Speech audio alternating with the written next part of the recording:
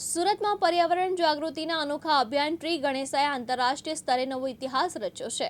પર્યાવરણ પ્રેમી વિરલ દેસાઈ દ્વારા પાછલા 8 વર્ષથી ઉજવાતો ટ્રી ગણેશા મહોત્સવ એશિયા બુક ઓફ રેકોર્ડમાં સ્થાન પામ્યો છે। આ ઇવેન્ટને એશિયા બુક દ્વારા વિશ્વની એકમાત્ર ધાર્મિક સાંસ્કૃતિક ઇવેન્ટ તરીકે ઓળખવામાં આવી છે, જે સંપૂર્ણપણે પર્યાવરણ સંરક્ષણ પર કેન્દ્રિત અને જેમાં લાખો યુવાનોની સહભાગિતા જોવા મળી છે।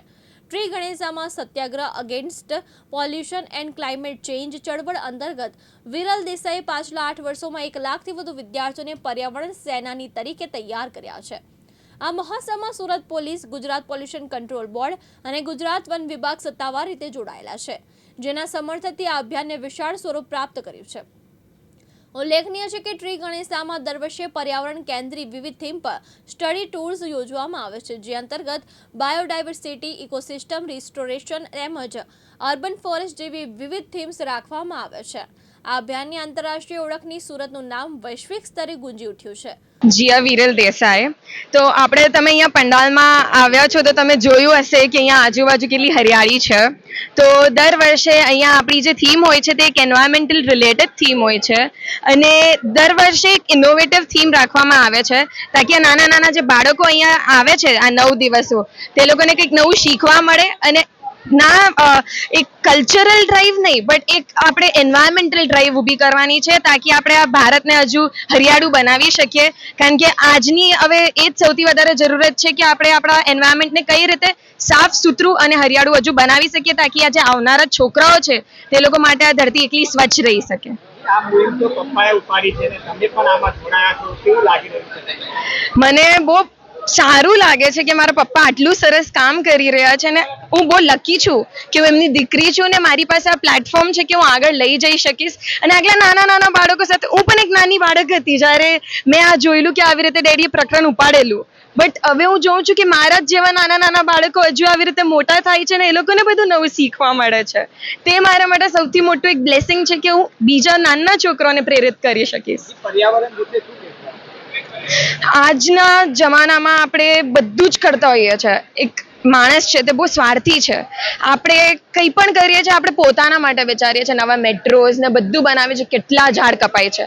આપણે આ લોકોના વિશે તો વિચારતા જ નથી, આપણે આપણું ઘર વસાવવા માટે આ લોકોનું ઘર કાપી રહ્યા છે।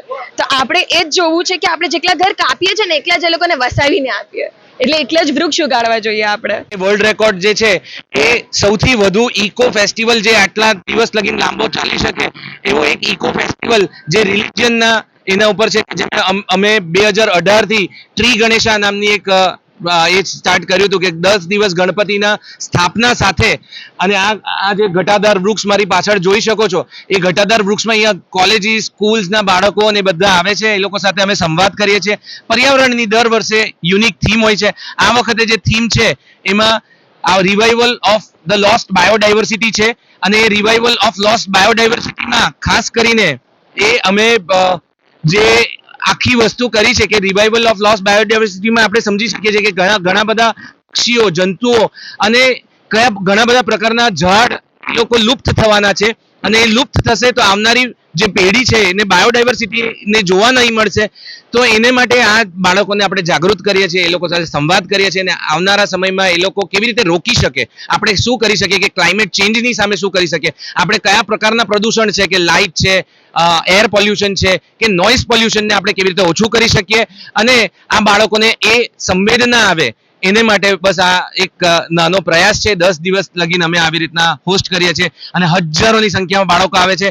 બહાર જતી વખતે એ લોકોને અમે એક છોડ આપીએ છીએ અને જો બહાર એમની આજુબાજુ કશે પરિસરમાં જગ્યા હોય તો લીમડો, પીપળો, વડ, બોરસડી એવા નેટિવ સ્પીસીસના પ્લાન્ટ આપીએ છીએ।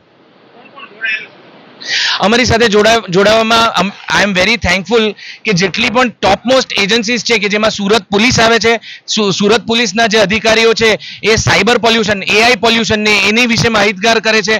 જેમ ફોરેસ્ટ ડિપાર્ટમેન્ટ અમારી સાથે જોડાયું છે તો ફોરેસ્ટ ડિપાર્ટમેન્ટ ઓફ ગુજરાત છે અને GPCB Gujarat pollution control board એ લોકો દર વર્ષે જોડાય છે।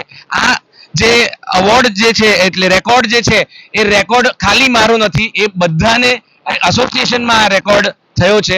તો હું બધાને આભાર માનવા માંગુ છું અને તમારો બી આભાર માનવા માંગુ છું, ખાસ કરીને મીડિયાનો કે જેને હિસાબે આ અવેરનેસ આવીને આટલી બધી સ્કૂલો જે દરરોજ અમારે ત્યાં બુકિંગ કરે છે એટલે એને માટે ખૂબ ખૂબ હૃદયથી આભાર। મુકેશ ગુરવ, દિવ્યાંગ ન્યૂઝ, સુરત.